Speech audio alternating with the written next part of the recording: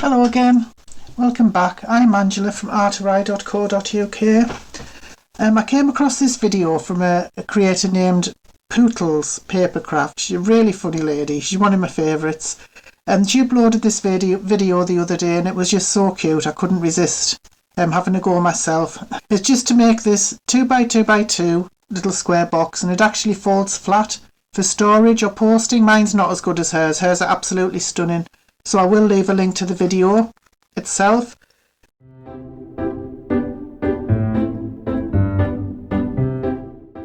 What you need to make this, you can just use your scraps. I've put this in the budget playlist because you can just use scraps. You don't have to buy anything in particular. So first of all, you need a piece of card, 8 1/4 by 7 inches. You also need 6 pieces of card at 1 3/4 of an inch squared. If you wanted to, if you've got double-sided, you can use either side, or you could use a mixture of both. That might look nice as well. I'll put these to one side. So the long side needs to be scored. I can't really see this, you're going to have to excuse me. It needs to be scored at 2 inches, 4 inches, 6 inches and 8 inches. So you're left with like a tiny little bit. And then on the short side it needs to be scored at 1/2 inch, 2 1/2, 4 1/2 and 6 1/2. The one thing I really do not like about this Sizzix scoreboard and trimmer, you can't see the numbers. If you're in a bad light, the numbers are etched in to the board and you just can't see what you're doing in a bad light, especially if you have bad eyesight, which I do. It's a nightmare. So yeah, that's something to consider, because I've actually bought for this, because I do a lot of crafting on the night, I've actually had to buy this just so I can see what I'm doing. It's a magnifying glass and a light, so you can actually see what you're doing. It has 2 settings there, but honestly I shouldn't really have to do that, because they should have inked it so you can see what you're doing. It is not very clear at all. Right, rant over. So what you need to do is turn over and start folding and burnishing all of these scores.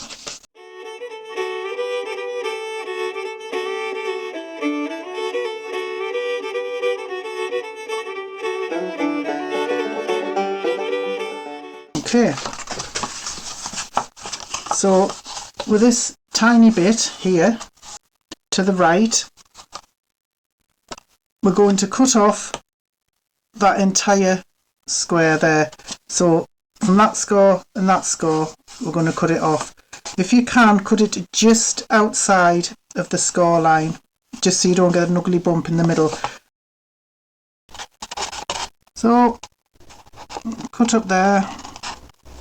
I can't see what I'm doing because of the light in this room, so you're just going to have to bear with me.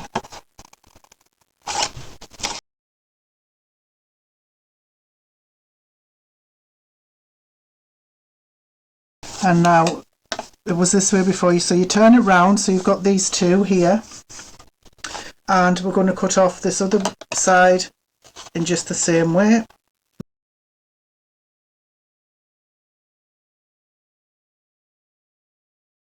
Okay, now these two edges here with these parts, these small creased parts, we're going to cut up these sides and we're going to take out a little bit of the bulk. We're going to angle in a little bit. So cut straight up that score mark and angle in a little bit. We'll just remove some of the bulk for when we're going to be putting the box together, and do the same with this. So you're left with something like that. And then to reduce the bulk even further, you can cut off that just above the score line there at either side, and then do exactly the same at the other side.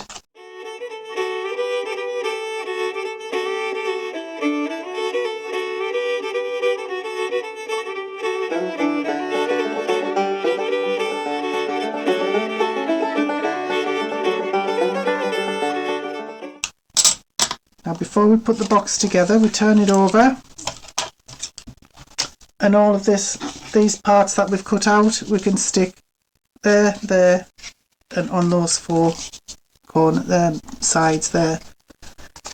Oh, I'm just going to use, it's a Crafter's Companion tape runner just for quickness.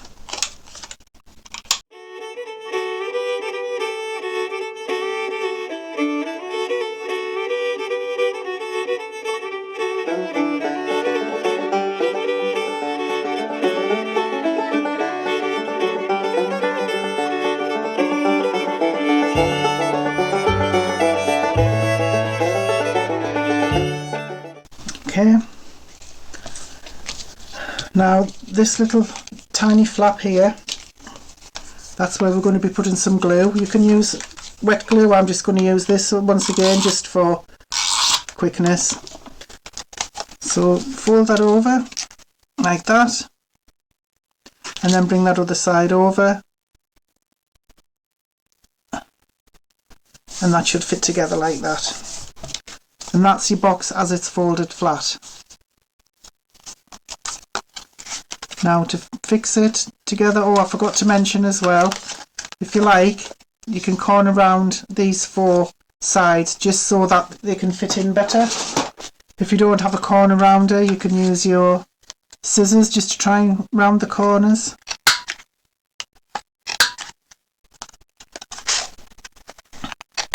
I'm just using the small 4-inch side, and then it should fit together like that. The two flaps over,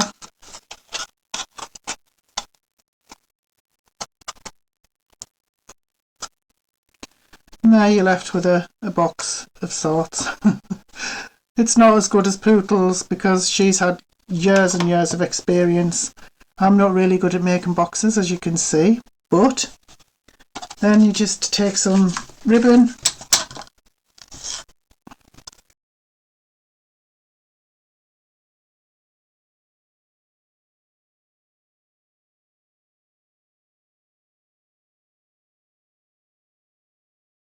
and there. You end up with a pretty box that you can keep for yourself to store things in. You can give it as a gift, you can send it, you can make a few of them and send them through the post because they do fold flat, as you saw. So I don't know how useful this has been. I can't do it as well as Poodle's because, like I said, I haven't the experience, and she makes some wonderful things. She's absolutely amazing with boxes and cards and things like that. So as I said, I will leave a link, but the reason I wanted to do this is because I haven't done a budget video for a while, and you can just use your scraps. It's one way to use your scraps up, just by making little things like this. Could even sell it as a craft fair item or something like that. But anyway, thank you so much for watching. Have a great day. Bye bye now.